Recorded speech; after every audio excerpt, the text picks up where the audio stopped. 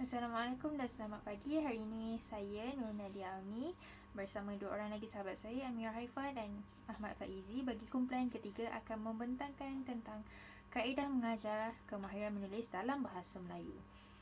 Okey, kemahiran menulis ni merupakan kemahiran tertinggi berbanding tiga kemahiran lain yang telah dibentangkan oleh sahabat-sahabat lain. Jadi, seseorang itu perlu menguasai ketiga-tiga kemahiran lain tersebut dahulu supaya kemahiran menulis ini berkesan dan berkualiti.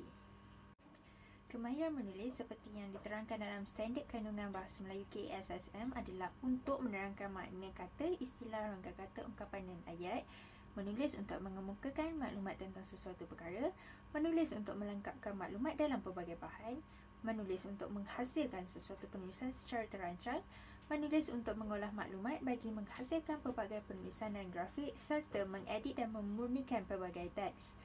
Jadi di dalam format peperiksaan SPM yang akan diperbaharui dan akan dilaksanakan bermula tahun 2021, ujian bertulis adalah dalam kertas 1 dan kertas 2 bagi kertas Bahasa Melayu. Bagi kertas 1 terdapat 2 bahagian soalan dan bentuknya adalah penulisan karangan. Bagi kertas 2 ada 3 bahagian dan pelajar diminta untuk menjawab 9 soalan dan soalannya adalah berkaitan Komsas. Penulisan diberi makna sebagai penghasilan wacana-wacana yang bermakna dan bermaklumat. Tetapi secara mekanisnya, penulisan adalah kemahiran seseorang untuk membentuk dan menyusun simbol-simbol tulisan dalam sesuatu bentuk penulisan berdasarkan konsepnya. Karangan bukan sahaja yang pertama terhasil daripada kemahiran seseorang untuk mengubah dan menyusun tajuk atau persoalan yang tetapi juga kemahiran seseorang untuk menyampaikan idea, fakta, maklumat di dalam sesuatu memilih tajuk kemalangan. Antara contoh-contoh penulisan adalah sebagai ayat, petikan, nota ringkas, laporan buku dan letakkan format berita. Jadi itulah panduan untuk penulisan pada kali ini. Sebagai contoh, yang kedua, imbau pengalaman, yang mana murid-murid perlu mengimbau pengalaman dan pengetahuan berdasarkan apa yang pernah dialami atau pernah dibaca dan sebagainya berkaitan dengan kemenangan jalan raya. Yang ketiga, kreativiti, iaitu mencari bahan-bahan penulisan bermaksud mencari sumber-sumber informasi selain daripada pengalaman dan pengetahuan sedia ada. Yang keempat iaitu perbincangan, yang mana kesemua isi-isi yang telah dikumpulkan akan dibincangkan bersama-sama tentang kesesuaian dan ketidaksesuaian untuk diletakkan dalam karangan. Yang kelima, penulisan draft ataupun kalau dekat sekolah biasanya cikgu akan minta murid-murid untuk menulis rangka karangan. Okey, yang keenam, semakan draft dan perbincangan yang kebiasaannya dilakukan oleh guru. Yang ketujuh, penulisan karangan, yang mana setelah semua proses yang semua 6 proses ini dah selesai, bolehlah bermula dengan penulisan karangan. Terdapat beberapa pendekatan yang boleh guru laksanakan dalam pengajaran kemahiran menulis ni. Yang pertama, pendekatan proses. Kenapa namanya proses? Sebab pendekatan ini menekankan proses penulisan itu. Jadi guru akan memastikan murid-murid mematuhi proses-proses penulisan dan juga mematuhi tata bahasa dalam setiap proses penulisan tersebut. Jadi dalam pendekatan ini, murid-murid perlu menguasai tata bahasa dan mempunyai bahasa yang baiklah. Yang kedua iaitu pendekatan komunikatif. Kenapa namanya komunikatif? Kerana prinsip bagi pendekatan ini adalah kerana bahasa adalah komunikasi, alat komunikasi yang penting. Jadi penulisan itu adalah sebagai salah satu alat untuk berkomunikasi supaya penulisan itu penulisan itu mengandungi. Jadi dalam pendekatan ini ia menekankan dialek dan sebagainya. Jadi penulisannya bersifat ia cuba mengeksploitasi pengalaman murid untuk pendekatan pengalaman bahasa. Jadi guru sangat-sangat perlu memainkan peranan itu untuk membantu murid untuk dia membentuk mengeluarkan idea.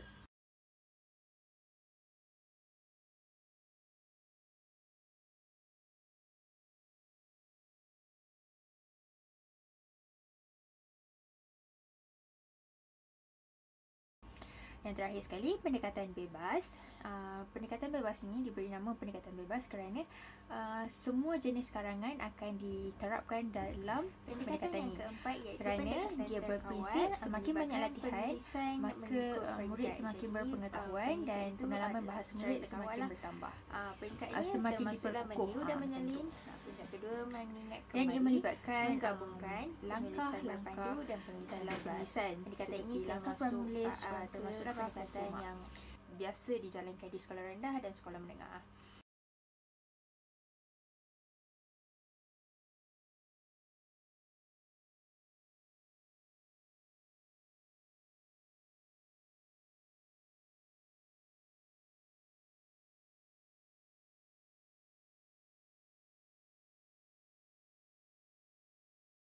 Okay, sekarang saya akan terangkan pula berkenaan peringkat menulis. Peringkat menulis ni maksudnya peringkat seseorang tu untuk mula menulis secara mekanikal. Okey, peringkat yang pertama iaitu peringkat pramenulis, yang kedua peringkat mekanis dan yang ketiga peringkat pelahiran. Peringkat pramenulis ni bermaksud peringkat yang mana murid-murid belum boleh menulis. Jadi pada peringkat ini murid baru didedahkan dengan latihan untuk mengkoordinasi mata dan tangan. Antara contoh latihan yang diberikan adalah seperti latihan membentuk garis lurus, membuat bulatan, mewarna dan sebagainya. Peringkat yang kedua iaitu peringkat mekanis, yang mana di peringkat ini murid akan dilatih untuk membentuk lamban-lamban tulisan, seterusnya membentuk satu perkataan. Assalamualaikum warahmatullahi wabarakatuh. Saya Amirah Haifah binti Amir Hamzah. Saya akan meneruskan pembentangan ini dengan topik jenis-jenis penulisan. Jenis penulisan ini merangkumi bentuk dan cara penulisan itu dibuat yang mana ia boleh dieksploitasikan untuk tujuan pembelajaran dan pengajaran. Dalam konteks pengajaran dan pembelajaran, kemahiran menulis dan pemilihan jenis-jenis penulisan ini mestilah bersesuaian dengan tahap pencapaian seseorang pelajar itu. Antara aktivitinya adalah seperti silang kata, isi tempat kosong dan sebagainya. Jadi melalui aktiviti-aktiviti ini, ia akan menggalakkan murid-murid untuk menulis.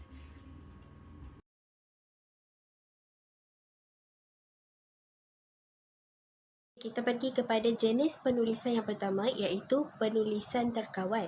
Penulisan terkawal ini seterusnya kita akan pergi kepada jenis yang dikawal sepenuhnya oleh guru. Jenis penulisan ini ada 6. Yang pertama ialah penulisan terkawal. Pilihan kata. Yang kedua ialah penulisan tidak terkawal. Seterusnya ialah penulisan terkawal ni dia macam menerangkan dan penulisan tidak berpandu. Pelajar yang mana yang kelima mereka ialah banyak menulis berdasarkan model-model yang telah diberikan oleh guru.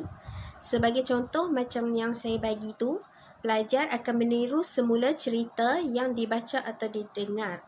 Antara contoh lain, menulis semula isi atau dialog yang mereka telah dengar.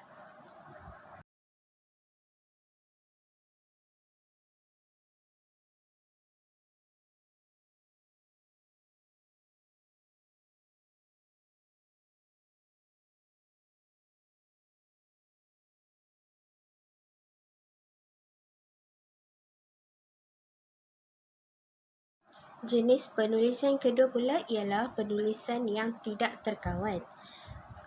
Penulisan tidak terkawal ni dia tidak dikawal sepenuhnya oleh guru macam yang penulisan terkawal tadi, yang mana pelajar-pelajar akan menggunakan daya pemikiran mereka sendiri. Okey, maksud menggunakan daya pemikiran mereka sendiri ini menerangkan bahawa pelajar boleh dan dibenarkan menyalin semula petikan yang diberikan. Namun mereka perlu menukarkan beberapa perkataan oleh guru yang bersesuaian dan kemudian pelajar akan diberikan kebebasan untuk menyambung, melengkapkan atau menukar pelajar ni tulis semula petikan tu, tapi ini kita akan highlightkan beberapa perkataan dan menyuruh mereka menukar menggunakan perkataan yang sesuai. Jenis berpandu ini macam contoh tu isi tempat kosong dalam dialog kepada bentuk contoh lain iaitu bentuk kita boleh bagi perkataan kepada pelajar dan minta mereka membuat ayat daripada perkataan itu.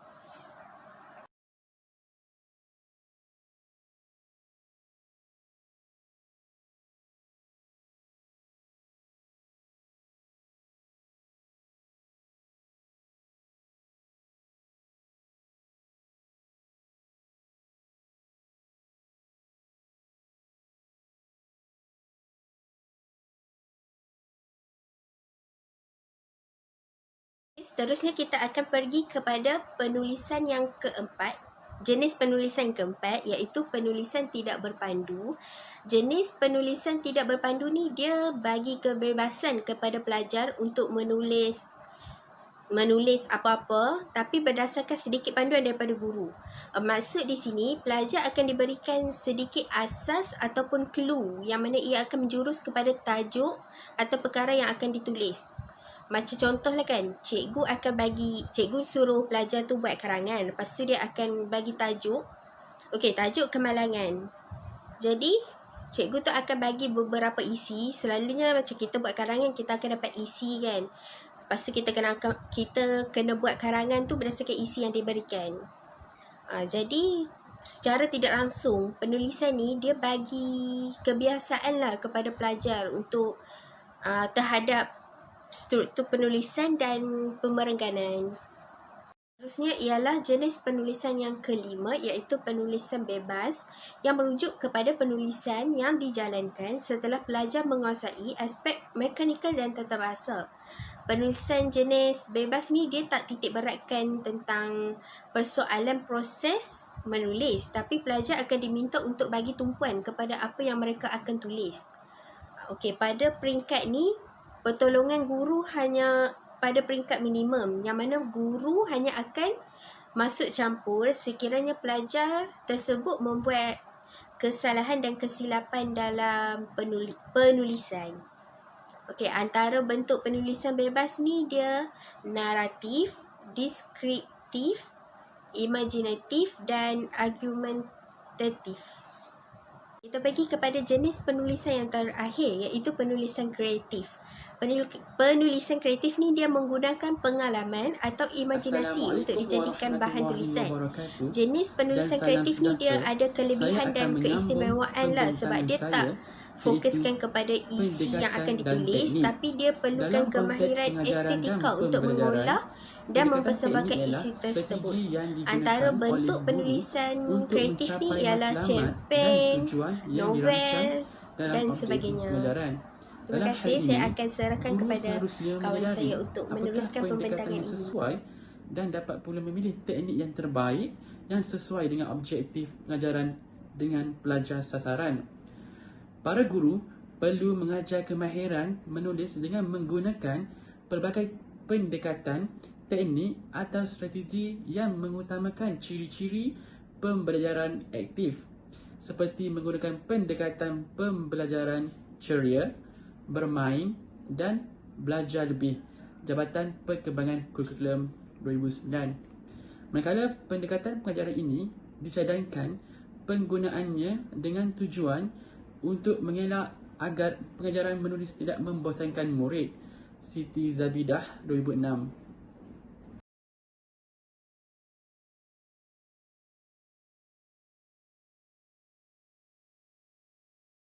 Dalam pendekatan dan teknik, yang pertama ada peta minda. Teknik peta minda digunakan untuk membantu pelajar ke arah penghasilan isi yang bernas dan tersusun dalam penulisan. Dalam teknik ini, guru akan menyeraikan isi-isi serta uraian yang dihasilkan melalui perbincangan dengan pelajar dalam bentuk peta minda. Penggunaan peta minda ini akan memudahkan para pelajar melihat kesinambungan isi-isi dan perkara yang berkaitan dengan suatu tajuk. Kita boleh lihat di gambar rajah di bawah yang menggambarkan beberapa contoh peta minda yang boleh kita gunakan.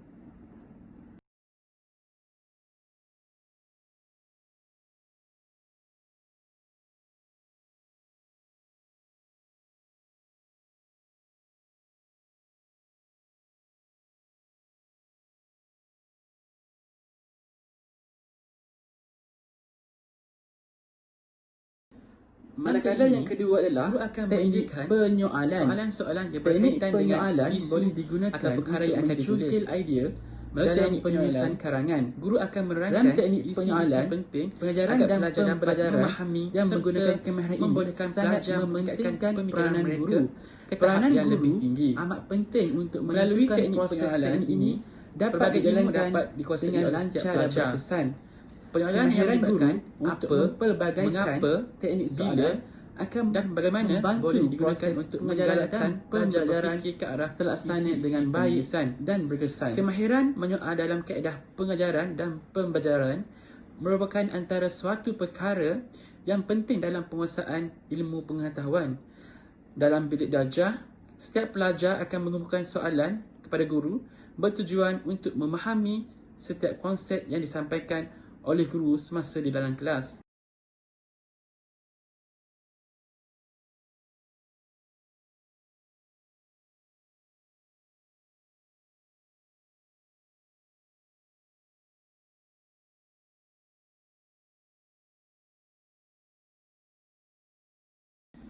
Seterusnya, yang ketiga adalah pendekatan proses. Pendekatan proses berasaskan andaian bahawa sesuatu penulisan yang baik itu bermula daripada proses bagaimana tulisan itu dihasilkan. Oleh itu, pendekatan ini menekankan ketepatan bahasa dan format tulisan dengan cara menulis dalam bentuk draft terlebih dahulu. Draft akan disemak, dikritik dan diulas dan kemudian akan ditulis semula. Semakan terhadap tulisan atau draft akan berlaku secara berterusan sekiranya masih terdapat kesalahan tata bahasa, format atau maklumat dalam draft tersebut. Pendekatan ini memang memakan masa yang panjang membina bahan untuk pengajaran dan pembelajaran kemahiran menulis. Dan ini memberikan peluang yang banyak kepada pelajar seseorang guru mempelajari mengambil kira prinsip tersebut, pemilihan dan penyesuaian secara umumnya. Pengajaran secara umumnya, prinsip-prinsip berasaskan yang pertama, ketepatan maklumat kandungan. Yang kedua, sesuai dengan umur, tahap dan keupayaan pelajar. Terpilih. Yang ketiga, yang membolehkan penulis dan gaya. Dan yang keempat, sesuai dengan masyarakat, agama dan budaya. Proses penulisan yang kelima, sesuai dengan objektif pengajaran. Bermula dengan pra-penulisan dan berakhir dengan penulisan semula.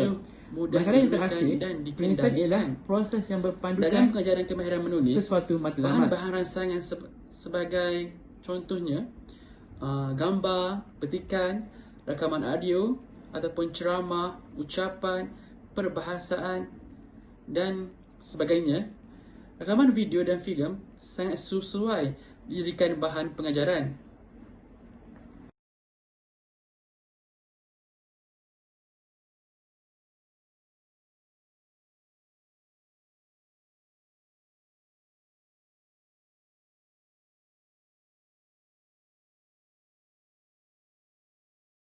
Slide yang seterusnya, menilai kemahiran menulis. Menurut Kamaluddin Hussein, 1997, aspek-aspek yang boleh dinilai dalam kemahiran menulis. Yang pertama, penggunaan bahasa seperti aspek tata bahasa. Yang kedua, aspek mekanikal seperti pemerengganan, tanda baca dan sebagainya. Yang ketiga, ketepatan dan kesinambungan isi, sebagai contohnya kesesuaian dan huraian isi. Yang keempat, gaya penulisan seperti penggunaan ungkapan, kosa kata menarik. Manakala yang terakhir ialah kemahiran mengolah seperti